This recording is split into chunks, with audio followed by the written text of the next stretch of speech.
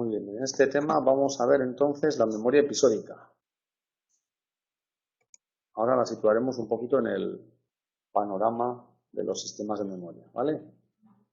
Y como en otros temas vamos a ver pues un poquito sobre el concepto, sobre procesos de codificación, procesos de almacenamiento y procesos de recuperación. Codificación, almacenamiento y recuperación es como la guía que vamos a seguir a través de diferentes temas con diferentes sistemas de memoria, ¿eh? ¿Qué procesos de codificación? ¿Qué procesos de almacenamiento? ¿Qué procesos de recuperación? Y luego vamos a ver el fenómeno del olvido. Y finalmente, nada, un par de apuntes sobre la base biológica de la memoria episódica. La base o bases. Bueno, si nos situamos en el esquema de memoria a largo plazo, acordaros, tenemos por una parte las memorias declarativas, por otra parte las memorias procedimentales, memorias implícitas también se llaman, ¿no? Con estas aprendemos procedimientos, estrategias, habilidades motoras, ¿no? Aprendes a lavarte los dientes sin pensar, a andar en bicicleta, a aprender sin intención, que es lo que hacen las memorias implícitas, ¿no? Y luego, pues los condicionamientos a través del condicionamiento clásico, etcétera. Bueno, esto no vamos a ver hoy nos vamos a centrar aquí, en la memoria declarativa y fundamentalmente aquí, en la memoria episódica. Y esta es una memoria sobre experiencias personales en su contexto espaciotemporal. Esto es lo que se aprende con la memoria episódica. Por contraste, si vemos, ¿qué es lo que se aprendemos con la memoria semántica? Pues las cosas que uno va aprendiendo a lo largo de la vida sobre el mundo, ¿no? La diferencia es que si os pregunto ¿dónde estabais? Esta pregunta cada vez es más complicada dependiendo de la juventud del personal. El día de las Torres Gemelas, ¿os acordáis? ¿No? Pues sí, pues me acuerdo perfectamente. ¿Ves? Esto es lo que pasa. Bueno, pues yo sí me acuerdo, ¿no? Y este es un contenido episódico, ¿no? Sobre una experiencia personal en su contexto espaciotemporal, ¿vale? Sin embargo, si os pregunto dónde estabais cuando os aprendisteis la tabla de multiplicar del 3, eso no nos acordamos nadie. A no ser que hubiera pasado, ¿no?, casualmente alguna cosa que tenga mucho significado emocional y que haga que te acuerdes, ¿no?, de una manera, ¿vale? Bueno.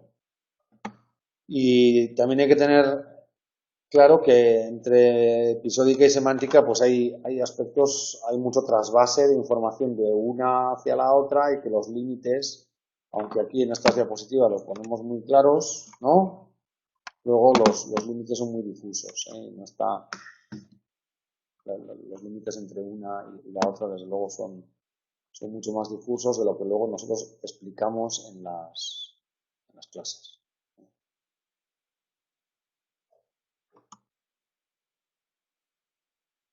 Bueno, según Tulving, la memoria episódica lo que hace es codificar experiencias personales,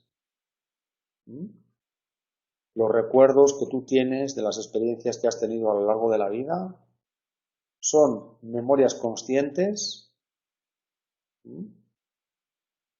que podemos recuperar explícitamente, ¿no? ¿Dónde pasabas los veranos cuando tenías 5 años, 10 años, ¿vale? Los podemos recuperar de manera voluntaria, los podemos y nos apoyamos en claves contextuales, temporales y espaciales, ¿no? ¿Dónde estábamos? ¿Cuándo estábamos? ¿Con quién estábamos? Y además tenemos estas memorias sabiendo que lo hemos experimentado en primera persona. Esa es una experiencia que nos ha pasado a nosotros, ¿vale? Bueno, los procesos de codificación. Cuando hablamos de codificación hablamos de en qué forma se representa esta información en la memoria, ¿no? Pues fundamentalmente pueden ser en forma de información visual y acústica, que es la mayor parte de la información que maneja los sistemas de memoria, información visual y acústica. Si os fijáis, cuando estamos recordando algo, o estamos recordando imágenes, o estamos recordando frases, ¿no? O nuestra mente está pensando sobre qué pasará mañana, o lo que me pasó ayer, y estamos recordando la escena, quién formaba parte de la escena, qué es lo que estaba diciendo, qué dije yo después, ¿no? Estos son palabras, son imágenes, pero también podemos recordar, bueno, pues elementos motores, ¿no? Movimientos, o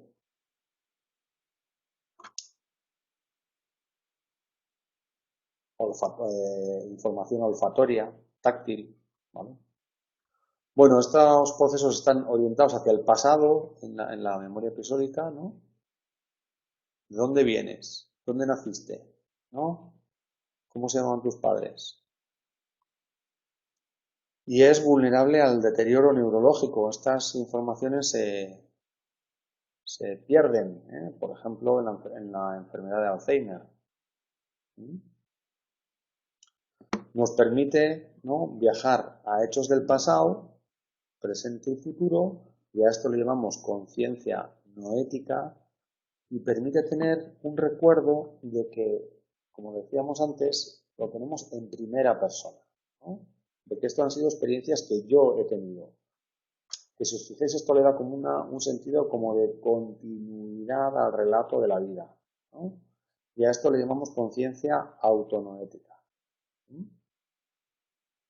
Y la base neural en la codificación pues está, como no, en el hipocampo, en áreas del lóbulo temporal medial.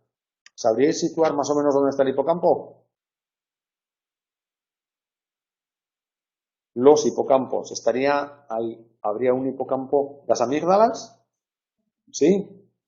Pues pegaditas a las amígdalas, hacia atrás, ¿no?, están los hipocampos, digamos ahí como a la altura de la oreja, en regiones internas de los lóbulos temporales. Y las áreas que circundan al hipocampo, que rodean al hipocampo, serían las áreas temporales mediales, y también con la ayuda, por supuesto, de los lóbulos frontales. Bueno, para procesar y codificar todas estas informaciones, ¿no?, pues como en otro tipo de memorias, también se ha observado que hay una relación entre el tiempo y la profundidad del procesamiento y después la calidad de la recuperación. Es decir, cuanto más tiempo le dedicas a procesar una información y con más profundidad lo haces, mejor es después la recuperación, ¿vale? Por ejemplo, con exposiciones de 3 segundos a cualquier tipo de material se consiguen mejores tasas de recuerdo que con exposiciones de 1 segundo, ¿no?, tanto con pruebas de recuerdo como con reconocimiento. Luego explicaremos un poquito más esto, ¿vale? Cuando la práctica es distribuida en momentos diferentes a lo largo del día, ¿no?, cuando el recuerdo, ¿no?, las presentaciones, los repasos son distribuidos, ¿no?, pues el recuerdo es mejor que cuando se hacen de una manera masiva, ¿no?, en poco tiempo, ¿vale? Y fijaros que esto hoy puede parecer obvio, pero claro, por muy obvio que parezca, antes estábamos hablando de la psicología del sentido común y de la psicología científica, ¿no? Puede parecer de sentido común que cuando haces más repasos después recuerdas mejor, pero esto hay que demostrarlo científicamente, ¿no?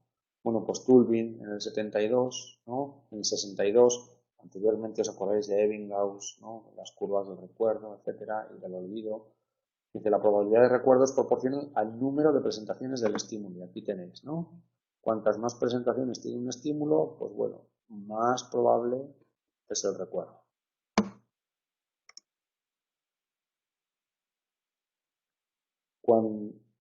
cuanto más espaciadas son estas presentaciones, también mejor es el recuerdo. El contraste entre la presentación espaciada y la presentación masiva, intensiva, ¿vale? ¿Qué es lo que permite esto? Pues que la atención pues, no se fatigue tanto. Si te están repitiendo continuamente, ¿no? El mismo material, al final la atención deja de prestar atención, valga la redundancia, a ese material, ¿no? Y este es el fenómeno de la habituación. Y lo que no se procesa, no se recuerda, ¿vale? Bien. Y también, al aumentar el tiempo del procesamiento, pueden aumentar el tipo de estímulos que podemos vincular con una información, ¿no? Y entonces pueden aumentar las claves de recuperación, porque podemos vincular esa información nueva con más claves. Bien. Bueno, respecto a la profundidad del procesamiento, aquí quedaros con dos tipos de profundidad de procesamiento. Una que sería más superficial, que sería la repetición de mantenimiento, versus la repetición elaborativa. La repetición de mantenimiento sería una repetición más superficial, la repetición elaborativa sería una repetición más profunda, ¿no? ¿Qué es la repetición de mantenimiento? Pues simplemente estar repitiéndonos, ¿no? Como cuando te dicen un número de teléfono y te lo repites, ¿no? Fijaros que me iba a salir a hacer una cosa que es repetirte una cancioncilla. Pero ya el concepto de cancioncilla significa una clave de recuperación, ¿no? Cuando eres capaz de asociar cualquier información a decir, con esta canción ya es una clave de recuperación añadida, ¿no? Bueno, la repetición elaborativa,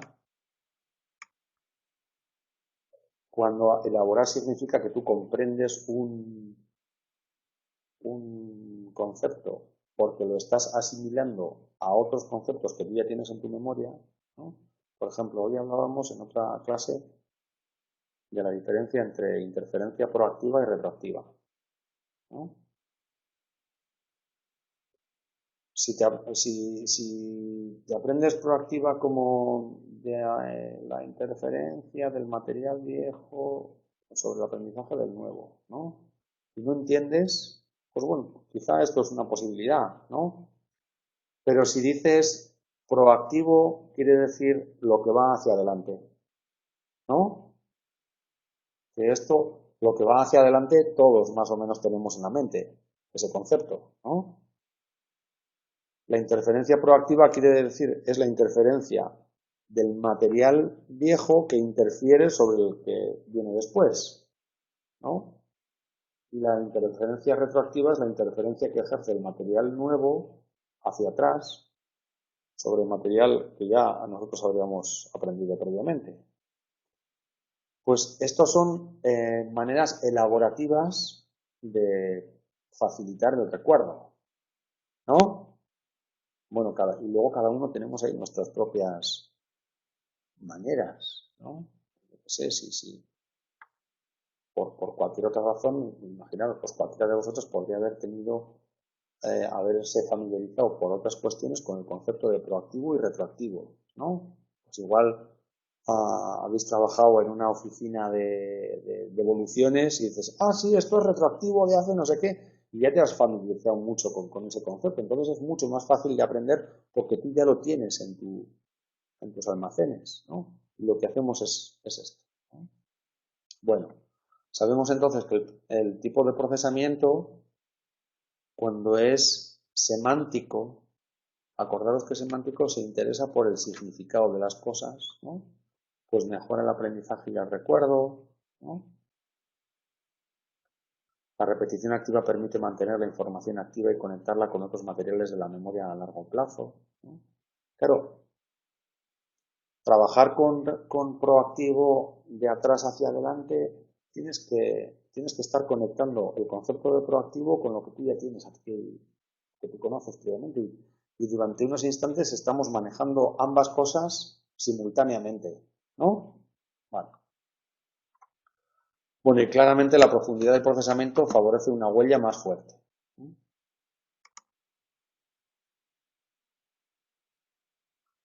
También las acciones motoras que acompañan al procesamiento mejoran el recuerdo, independientemente de la edad. Esto tiene una derivada clarísima para las estrategias de estudio. Es decir, esto hace que no sea nada aconsejable sentarte delante de un libro, cruzar tus brazos y decir, me lo voy a leer una vez y otra vez y otra vez y otra vez, ¿no? Porque las acciones motoras que acompañan el procesamiento mejoran el recuerdo. ¿Qué tienes que hacer?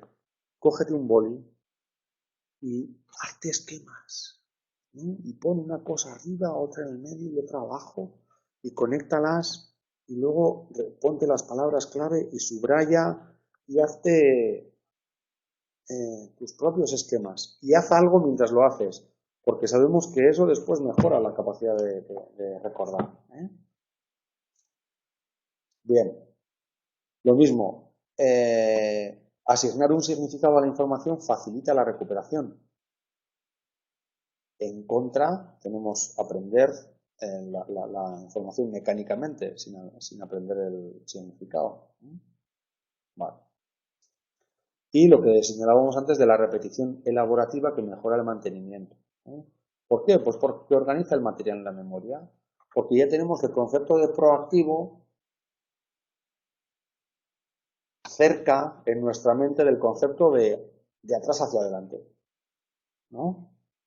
Y esto nos permite organizar el material en la memoria, lo adapta y lo compara con el material de la memoria a largo plazo, que ya, ¿no? La memoria a largo plazo son los conocimientos que ya tenemos en nuestra memoria, ¿vale? ¿Qué pasa cuando podemos hacer una organización subjetiva del material? Pues que eso mejora otra vez la capacidad del recuerdo. Fijaros que ahí tenéis la página 180.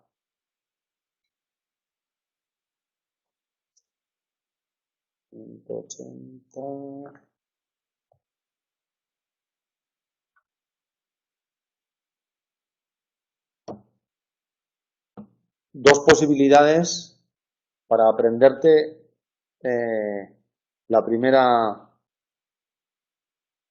secuencia de letras, ¿no?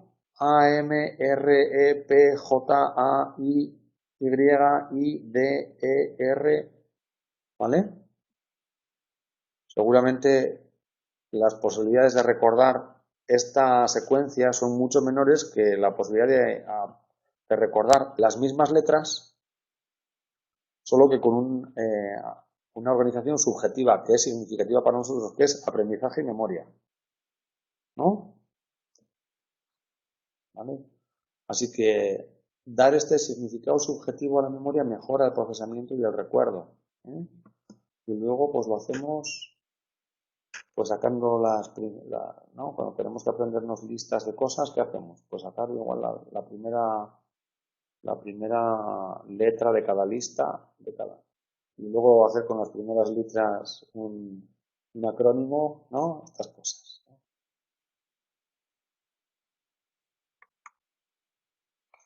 Bien. O codificar la información lo podemos hacer también de una manera mecánica o de una manera jerárquica, ¿no? Sabemos que organizar la información jerárquicamente mejora la retención y la velocidad del aprendizaje.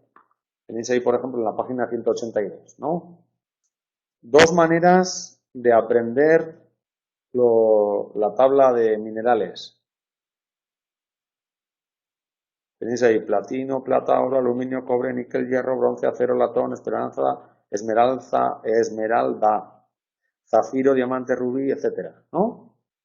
Eso te lo puedes aprender mecánicamente o jerárquicamente, organizándolo, por ejemplo, en metales y piedras, y después en metales escasos, comunes y aleaciones, y dividiendo las piedras en piedras preciosas y piedras de construcción. Fijaros que cuando hablamos de piedras preciosas y piedras de construcción, por ejemplo, estamos haciendo referencia a conceptos que ya están en nuestra memoria a largo plazo. Todo el mundo tenemos una diferencia, pues fácil que tengamos una diferencia entre lo que es una piedra preciosa y una piedra de construcción, ¿no? Vale. Bueno, pues dice, los resultados muestran que, mientras la presentación jerárquica produjo un 72% de recuerdo de los minerales, la presentación no organizada produjo menos de un 20% de respuestas correctas, ¿no? Así que es muy importante entender, organizar y jerarquizar lo que estás tratando de aprender. Facilita mucho, mejora mucho después el recuerdo.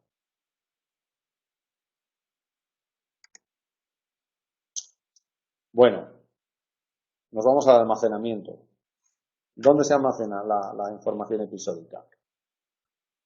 Pues las hipótesis más actuales dicen que las memorias están situadas en las conexiones entre neuronas. Y que cuando estás aprendiendo el concepto de interferencia proactiva y lo empiezas a asimilar al concepto de atrás hacia adelante, el concepto de atrás hacia adelante, digamos que estaría representado en nuestro cerebro por un pequeño circuito o por un gran circuito de neuronas, ¿no? que están conectadas. Y en algún momento, cuando tú te has aprendido proactiva y de atrás hacia adelante, lo que has hecho es, clac, conectar como un nuevo nodo a ese circuito. Y el aprendizaje y la memoria dependen de estos cambios en los patrones de conexión de los circuitos. Realmente no se conoce dónde están almacenados estos cambios. Hay dos posibilidades, ¿no? O que estos conocimientos estén localizados en áreas que son muy especializadas en la memoria, por ejemplo, en el hipocampo, ¿no? O que estos circuitos, conocimientos, estén distribuidos en una actividad integrada a lo largo de toda la corteza cerebral, ¿no? De tal manera que una memoria podría corresponderse con un patrón de activación distribuido a lo largo de todo el cerebro. Y es bastante razonable pensar que esto es así, ¿no? Es decir, que el concepto de manzana puede tener una representación en la corteza visual como un objeto esférico y también en otros lugares de la corteza visual como un objeto de color amarillo y también como un objeto que se mueve de cierta manera, que sabe de cierta manera, y eso estaría representado en otros lugares del cerebro, ¿no? Y la confluencia de todas esas memorias y su activación simultánea, clac, es lo que daría lugar a la integración del objeto manzana, por ejemplo, ¿no? ¿Vale? Entonces, Squire en el 87 dice, confirman ambas hipótesis, ¿no? Los diferentes componentes de una información se almacenarían en asambleas de neuronas y la memoria de un suceso completo aparecería representada en muchas zonas diferentes del cerebro. Es decir, habría una asamblea de neuronas para la forma, otra para el color, otra para el sabor, otra para el olor, otra para el movimiento, otra para la memoria que tenemos nosotros de la experiencia que hemos tenido de comer manzanas. Bueno, y fijaros, con las memorias episódicas, cuando se nos olvida algo, ese olvido es permanente, es transitorio. Cuando se nos olvida algo, significa que la información ya no está o que la información está pero no podemos acceder a ella. ¿Qué diríais?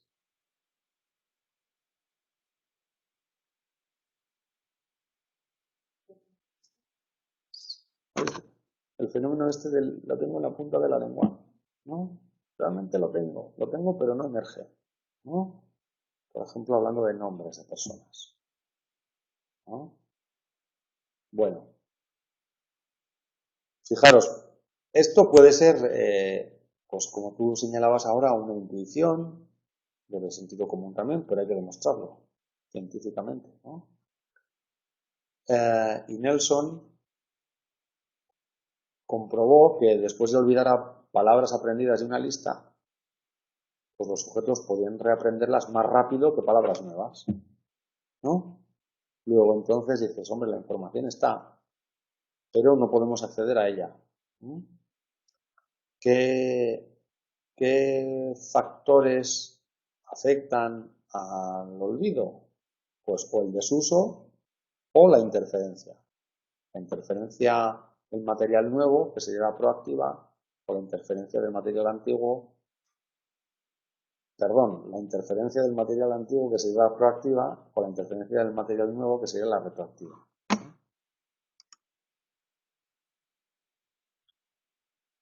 Vale. Bueno, los procesos de recuperación. Bueno, nuevamente Turing demuestra que podemos reconocer y recuperar más información de la que somos capaces de recordar. Es decir, que tenemos más información en nuestros almacenes de memoria de la que somos conscientes.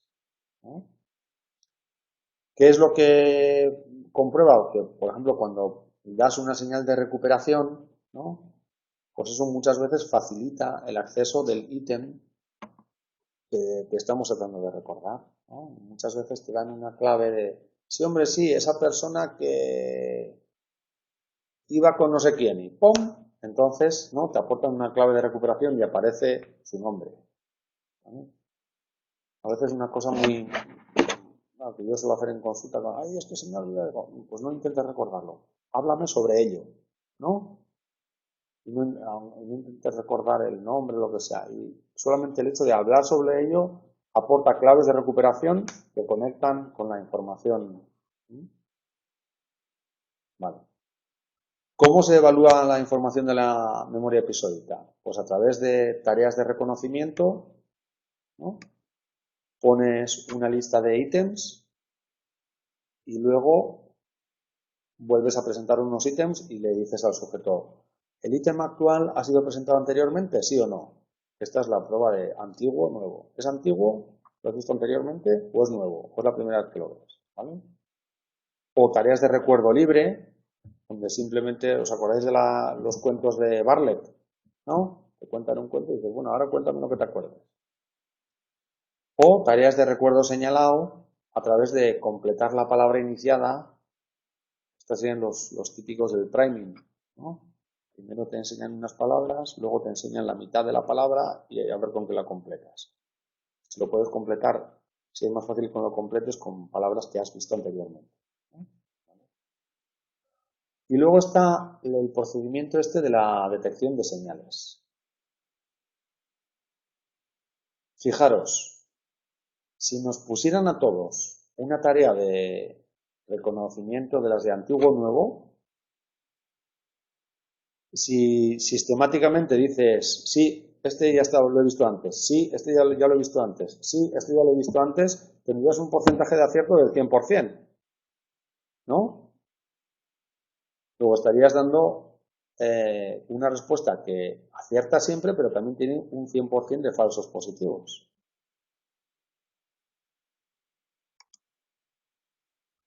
Entonces, esta teoría se usa en situaciones en las que pueden cometerse errores de reconocimiento, ¿no? Donde se analiza la sensibilidad hacia el material y si el sujeto está cometiendo algún sesgo de respuesta, como sería, por ejemplo, el sesgo de decir siempre antiguo, antiguo, antiguo, ¿vale?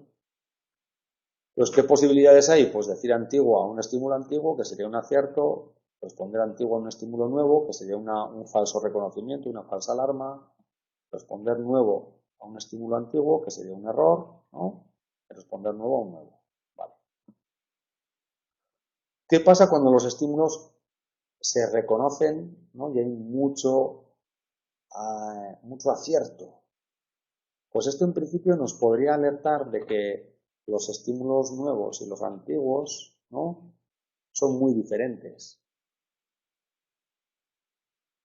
Si yo os doy una lista imaginaros, de alimentos, ¿no? y te aprendes la lista de alimentos. Y luego en el momento de la prueba te combino la lista de alimentos con lista de marcas de coches, ¿no?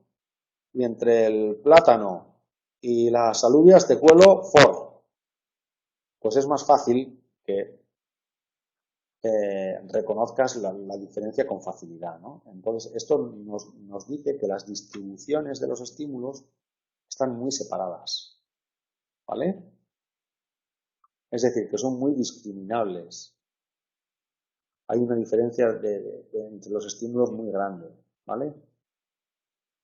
Bueno, el acierto en el reconocimiento también está influido por el criterio, por el nivel de riesgo que puede asumir un sujeto al dar las respuestas, ¿no? Por su nivel de sensibilidad, ¿no? Entonces, el acierto, al hablar el acierto del sujeto sería una combinación del nivel de riesgo que asume, ¿no? Y de la discriminabilidad de los estímulos, ¿vale? Básicamente de esto nos habla la teoría de detección de señales, ¿vale? Vale. Y diferencia modelos de recuerdo y modelos de reconocimiento. Simplemente cuando recordamos algo, eso implica que tienes que, yo te cuento una historia, ¿no? Y te digo después tú recuerda todo lo que te acuerdes, ¿no? Tienes que generar una historia y reconocer que esa historia es una historia verdadera, ¿no? Y después la dices. Pero hay otra manera de recordar que es simplemente con tareas de reconocimiento donde solamente implica que tú tienes que reconocer si ese ítem formaba parte de la lista anterior o no. Serían como dos vías diferentes de acceder al recuerdo, ¿vale? Bueno, también nos hablan de las claves de recuperación. Es mucho más fácil que una clave de recuperación sea efectiva cuando esta clave de recuperación se ha presentado en el almacenamiento, en la fase de almacenamiento y en la fase de recuperación. Es decir, podemos acceder más fácilmente al nombre de la persona si te quedaste en la fase de almacenamiento con que esa persona llevaba un chaleco rojo, ¿no? Y en la fase de recuperación te dicen, sí, hombre, sí, el del chaleco rojo, ¿no? Si tú previamente en la fase de almacenamiento has codificado esa información, es más fácil, ¿no?, que esto actúe como clave de recuperación. Si te dicen, si te dan la clave de recuperación que llevaba un chaleco rojo, pero tú no lo has codificado en la fase de almacenamiento, esa clave de recuperación va a ser menos efectiva. Bueno, vamos a analizar un poquito el fenómeno del olvido. Es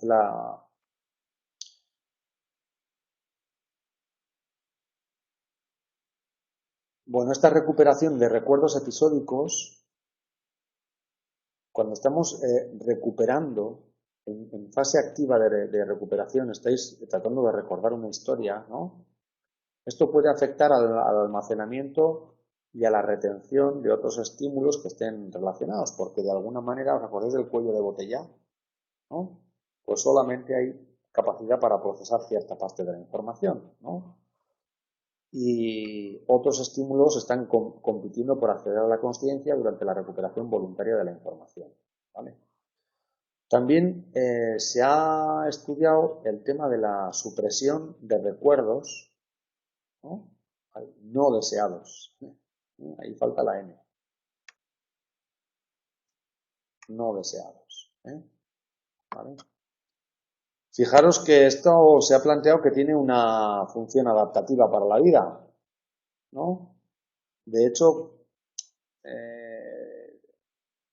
en general parece que tenemos una tendencia a olvidar los recuerdos que han sido más difíciles de la vida. Si no, los tendríamos ahí todo el rato y estaría eso de alguna manera como martilleándonos el presente.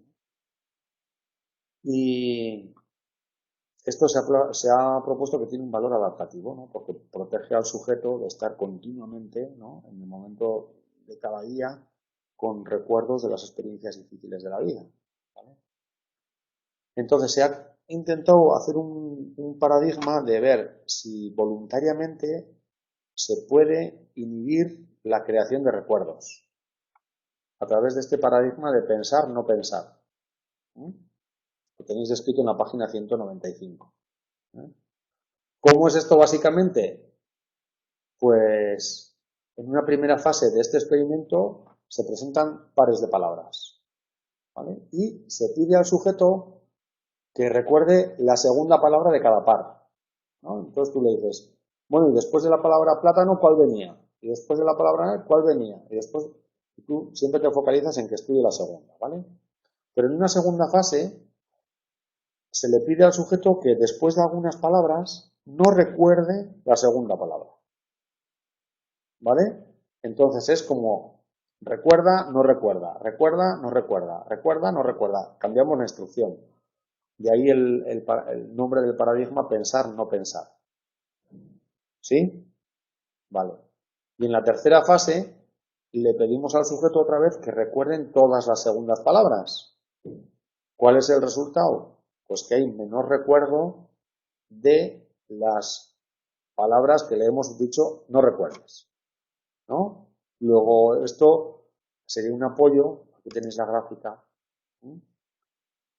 Esta sería el recuerdo, el nivel de recuerdo cuando no damos ninguna instrucción, ¿vale? La gris.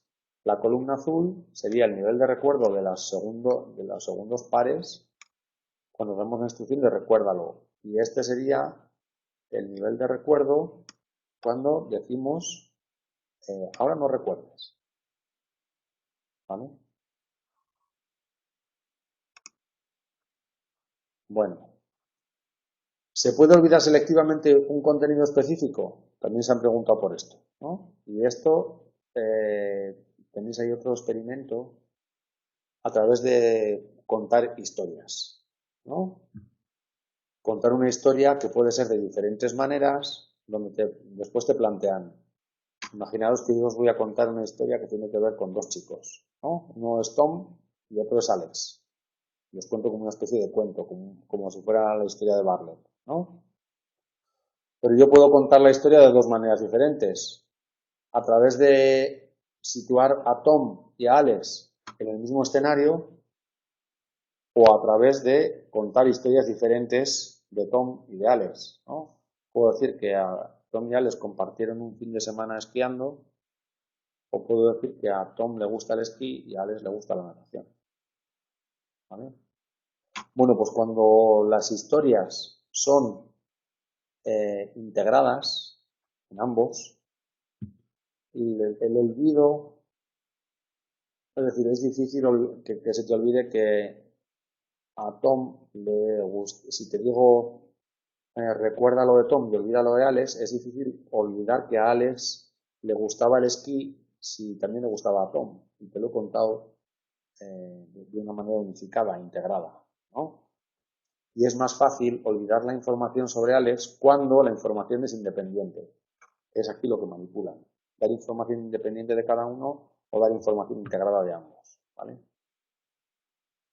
Y se ha planteado que este olvido selectivo, cuando se puede hacer, depende de mecanismos inhibitorios, ¿no? que sería el freno de ahora no pensar, no recordar, que son más afines a regiones prefrontales. ¿Dónde están las regiones prefrontales? Ese es, por ahí, por encima de los ojos. Vale. Bueno, y sobre la relación entre memoria episódica y cerebro. Ya hemos visto antes las propuestas de que los diferentes tipos de memoria parecen depender de circuitos cerebrales que están muy interconectados entre sí, ¿no? Es decir, una memoria del miedo sobre algo, sobre una experiencia, es una memoria que tiene elementos emocionales con su, digamos, circuitería emocional, pero también tiene una memoria de, ¿y esto que me pasó que me da mucho miedo? ¿Cuándo pasó? ¿Qué día pasó? ¿Dónde pasó? ¿Cuáles eran los elementos que estaban presentes? ¿No? Y esos son también, cada elemento de esos está representado por unos circuitos y la memoria de ese hecho está integrada por todos los circuitos, ¿no? Luego son elementos altamente distribuidos y a la vez interconectados entre sí, ¿no? Bueno, esto nos dice que es muy difícil aislar las memorias episódicas del cerebro, pero hay algunos casos, ¿no? Como el caso de este paciente que tuvo un accidente con afectación cortical, subcortical y en los lóbulos temporales mediales, que fijaros, tenía las funciones intelectuales, lingüísticas y la memoria semántica preservada, ¿no? Te podías preguntar por quién era el presidente del gobierno y la tabla de multiplicar y lo que quieras, y sin embargo había perdido los recuerdos episódicos, ¿no? Sobre la vida, ¿no? Pues son disociaciones excepcionales pero muy interesantes, ¿no? Que nos ayudan a entender que no tiene por qué estar todo integrado, ¿vale? Bueno, y para estudiar estas funciones se han empleado, pues ya sabéis, electroencefalogramas, las resonancias magnéticas funcionales.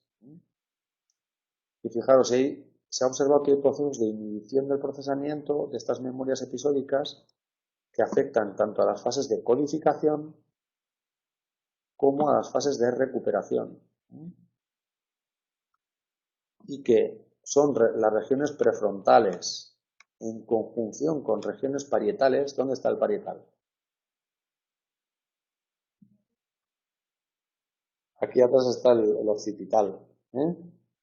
Entre el occipital y el frontal, aquí arriba, está aquí el parietal, ¿vale? Bueno, pues circuitos que conectan regiones prefrontales y parietales están implicadas en olvidar la información reciente, es decir, cuando lo estamos haciendo en la fase de codificación. Un buen ejemplo de esto sería el ejemplo este que decíamos antes de para y no recuerdes, ¿no? Cuando estás en fase de codificación, ¿vale? Bueno, pues esto es todo.